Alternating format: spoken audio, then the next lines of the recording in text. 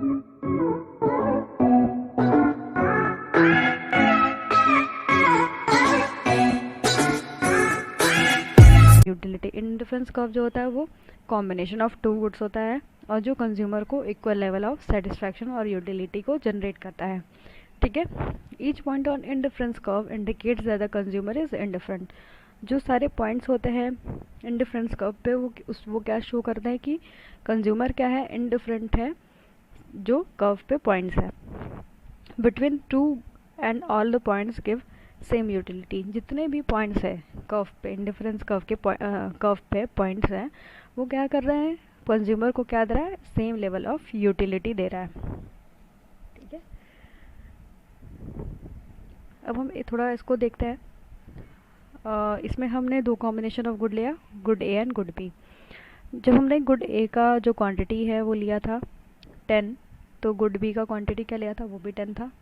जब गुड मतलब जब बी लिया, बी पॉइंट हमने लिया, ए पॉइंट में हमारा 10 मतलब गुड ए जो है वो 10 है यूनिट्स और गुड बी भी 10 यूनिट्स है। जब दूसरा पॉइंट बी बना तो उसमें हमारा जो गुड ए है वो 20 यूनिट्स है और गुड बी क्या है, 5 यूनिट्स। अब हम इसको डायग्राम में देखते हैं कि हमारा जो पॉइंट ए है उस पर हमारा जो कॉम्बिनेशन है गुड ए का वो क्या है, 20 है और गुड बी क्या है आपका, 5 है। ठीक है, और वहीं पर जब हमारा दूसरा पॉइंट बी लेते हैं तो उस पर हमारा जो गुड ए है वो क्या है, 10 है, 10 यूनिट्स, और आपका जो गुड बी है वो भी 10 है। तो ये हमारा क्या हो गया, इंडिफरेंस का पॉइंट। जब इसको हम लोग मिला देते हैं तो हमारा क्या बन जाता है, इंडिफरेंस कर्व। ठीक है, above diagram shows that u indifference curve showing bundle of good a and b। ये क्या शो कर रहा है, bundle of good A and B को शो कर रहा है। The consumer bundle A and B are the same as both of them give him the equal satisfaction. जो ए बी पॉइंट्स है, ए एंड बी पॉइंट्स है, वो क्या दे रहा है, equal number of satisfaction, equal level of satisfaction generate कर रहा है।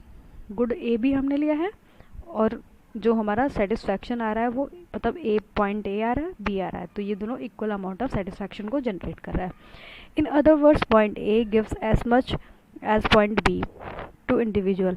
अब जो है इसमें एक बात की गई है कि जो पॉइंट ए है वो ज़्यादा यूटिलिटी जनरेट कर रहा है एज़ कम्पेयर टू बी, क्योंकि वो क्या है, हायर है, कर्व पे क्या है, हायर पॉइंट है, तो वो क्या कर रहा है, आपकी यूटिलिटी को ज़्यादा जनरेट कर रहा है। The consumer will be satisfied at a point along the curve assuming that all things are constant.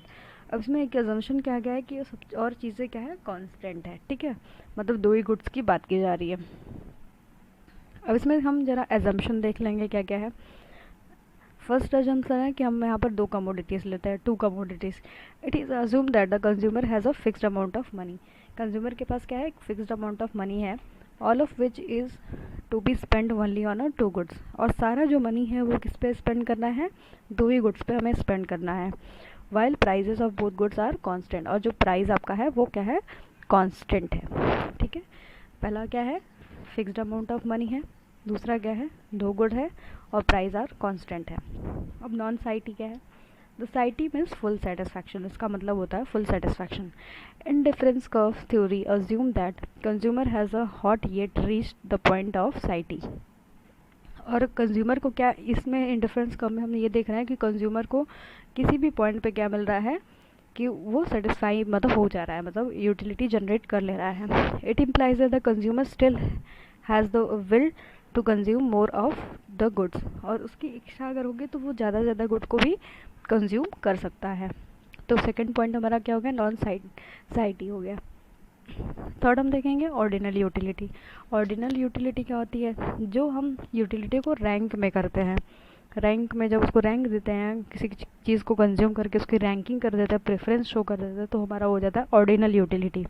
According to this theory utility is a psychological phenomena होता है। This is unquantifiable. However, the theory assume that the consumer can express utility in terms of rank।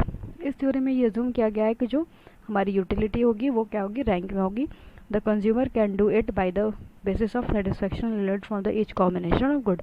और वो जब कोई चीज़ को consume करेगा तभी उसको रैंक और प्रेफरेंस देगा। तो यहाँ पर जो assumption यूज़ किया गया है वो क्या किया गया है, ऑर्डिनल यूटिलिटी का। Diminishing marginal rate of substitution.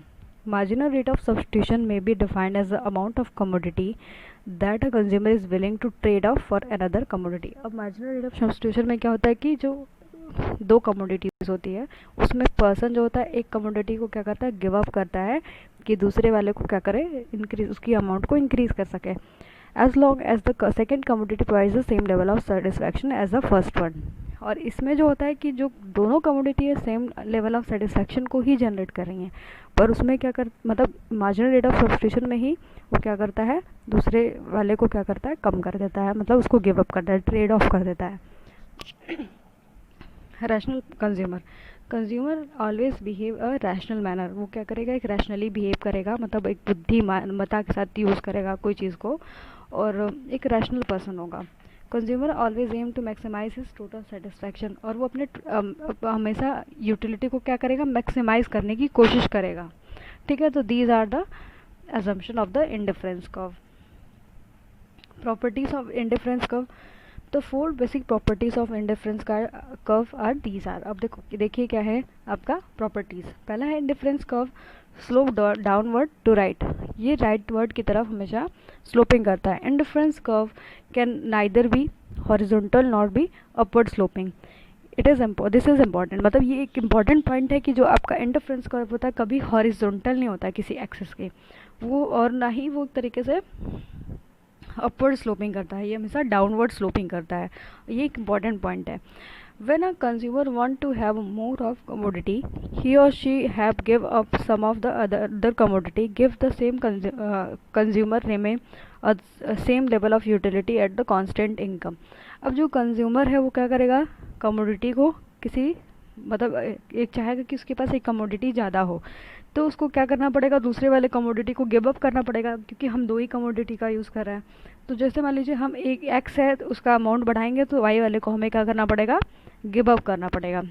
तो दूसरे वाले को अगर गिव अप कर रहा है, given that the consumer remain on the same level of utility, अगर दूसरे वालों को भी गिव अप कर रहा है तो उसकी यूटिलिटी क्या है, सेम जनरेट हो रही है, और उसकी इनकम क्या है, कांस्टेंट है। तो ये इसमें शो कर रहा है कि दो कमोडिटी है एक्स एंड वाई, अगर एक्स का गिव अप कर रहा है वाई को ज़्यादा अमाउंट पाने के लिए, तो वो उसकी यूटिलिटी क्या होगी, सेम जनरेट होगी, और उसकी इनकम क्या होगी, कांस्टेंट होगी। As a result the indifference curve slope downward left to right, और ये हमेशा क्या होगा, डाउनवर्ड स्लोपिंग होगा लेफ्ट टू राइट। ठीक है, indifference curve is convex to the origin. Next point हमारा है, हमेशा ये कॉन्वेक्स टू द ओरिजिन होता है। This is important property of indifference curve, ये बहुत इंपॉर्टेंट प्रॉपर्टी है। They are convex to the origin bowed inward. ठीक है, अंदर की तरफ ये क्या होता है, इनवर्ड की तरफ बोर्ड होता है। This is equivalent to saying that consumer substitute commodity X for a commodity Y, और जो कंज्यूमर है इसमें क्या करता है, सब्स्टिट्यूट करता है कमोडिटी वाई को, कि वो एक्स को क्या कर सके, कि ज़्यादा पा सके। The marginal rate of substitution for X and Y along a indifference curve, जो मार्जिनल रेट ऑफ सब्स्टिट्यूशन होगा वो क्या होगा, इंडिफरेंस कर्व के अलोंग ही होगा। ठीक है, अब नेक्स्ट है क्या है, as a consumer move from A to B, C to D and willingness of substitution good X for a good Y diminishes. जैसे हम देख रहे हैं कि जैसे वो मूव करता है ए टू बी, बी टू सी, या फिर सी टू डी, ऐसे मूव करता है, तो क्या करता है, उसका विलिंगनेस ऑफ सब्स्टिट्यूशन एक्स और वाई के लिए क्या होता है, डिमिनिश, मतलब वो घटने लगता है। This means that amount of X is increased by the equal amount of Y is diminishes by small amount. इसमें हम देखेंगे कि हमारा एक्स वाई क्या है, वो कम हो रहा है, और एक्स हमारा क्या है, वो इंक्रीज कर रहा है। The marginal rate of substitution of x for a y is quantity of y good. The consumer is willingness to gain the marginal rate of good x. The slope of IC is negative. इसीलिए ये क्या होता है, negative होता है, क्योंकि वो x को y को गिव अप करता है कि वो x की ज़्यादा अमाउंट पा सके।